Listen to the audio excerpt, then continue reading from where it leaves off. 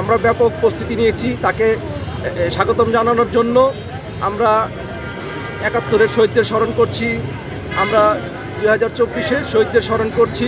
আজকে বিএনপির ভারপ্রাপ্ত চেয়ারম্যান মহোদয় আমাদের জাতির স্মৃতিসৌধে শ্রদ্ধা জানানোর জন্য আগমন করার কথা। আমরা এই বিষয়টা সামনে রেখেই নিরাপত্তা ব্যবস্থা গ্রহণ করেছি। আমাদের পুলিশ সদস্য প্রায় ১১০০র অধিক পুলিশ সদস্য আমাদের বিভিন্ন স্থানে নিরাপত্তার কাজে নিয়োজিত আছে।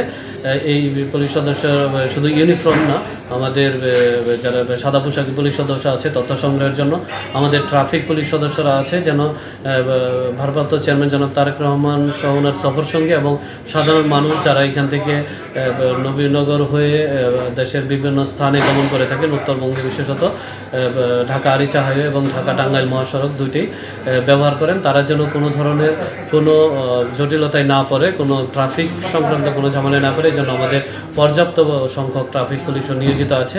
এছাড়া রুট ডিউটি, পিকেট ডিউটিও সদস্যরা রয়েছে। আমরা আশা করছি যে যারা এখানে জাতির স্মৃতিসৌধে শ্রদ্ধা জানানোর জন্য আসবেন তারা নির্বিঘ্নে এখানে আগমন করতে পারবেন এবং নির্বিঘ্নে এখান থেকে যার যার গন্তব্যে পৌঁছতে পারবেন।